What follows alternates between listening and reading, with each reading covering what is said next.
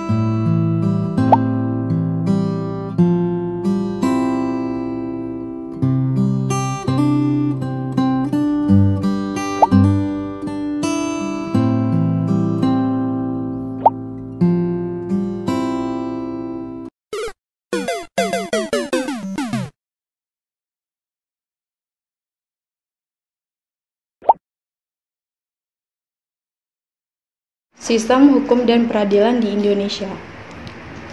Yang pertama, sistem hukum di Indonesia. Yang kedua, mencermati sistem peradilan Indonesia.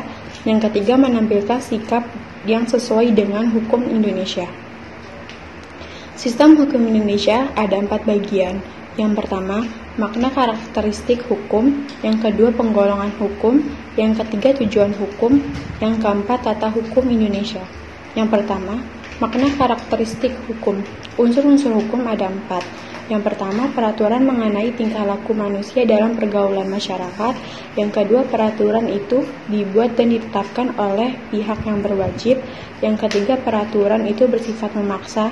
Yang keempat, sanksi dalam pelanggaran.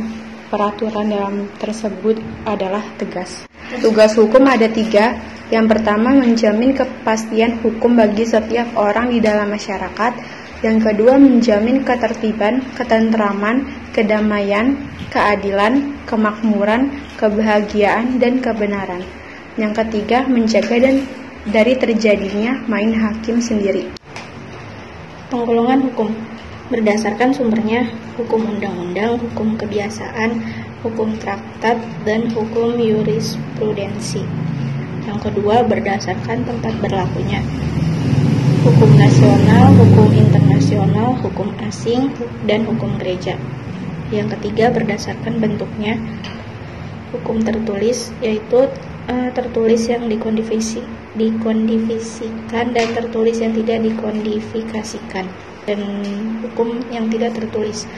Selanjutnya, berdasarkan waktu berlakunya: ius constitutum atau hukum positif, dan ius constituendum, dan hukum negatif.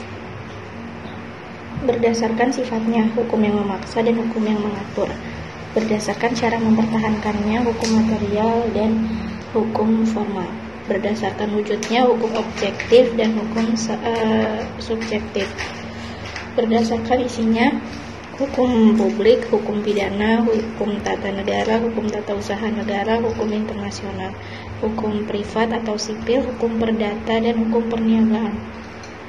Tujuan hukum: menegakkan kebenaran dan keadilan, mencegah tindakan yang sewenang-wenang, melindungi hak asasi manusia, menciptakan suasana yang tertib, tentram, aman, dan damai. Tata hukum Indonesia.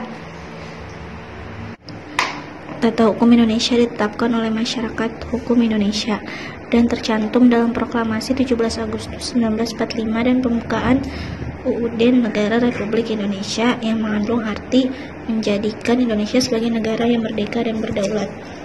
Yang kedua, pada saat itu juga menetapkan tata hukum Indonesia. Mencermati sistem peradilan Indonesia: yang pertama, makna lembaga pendidikan; yang kedua, dasar hukum lembaga pendidikan; yang ketiga, klasifikasi lembaga peradilan; yang keempat, perangkat lembaga peradilan; yang kelima, tingkatan lembaga peradilan; dan yang terakhir, peran lembaga peradilan. Makna lembaga pendidikan. Lembaga peradilan nasional sangat terkait dengan konsep kekuasaan kehakiman, diatur dalam Undang-Undang Republik Indonesia tahun 14. Undang-Undang Republik Indonesia Nomor 14 Tahun 1970. Lembaga peradilan adalah pengadilan negara sebagai bagian dari otoritas negara di bidang kekuasaan kehakiman dengan sumber hukumnya peraturan perundang-undangan yang berlaku di negara. 2. Dasar hukum lembaga peradilan. Yang pertama, Pancasila sila kelima. Yang kedua, Undang-Undang Dasar Negara Republik Indonesia 1945 bab 9 pasal 24 ayat 2 dan 3. Yang ketiga, Undang-Undang Republik Indonesia. 3. Klasifikasi lembaga peradilan. Lembaga peradilan di bawah MA: peradilan umum, peradilan agama, peradilan militer, peradilan tata usaha negara. Lembaga peradilan di bawah MK: badan peradilan memiliki fungsi tersendiri sesuai dengan kompetensinya. Kompetensi relatif, kompetensi absolut. 4.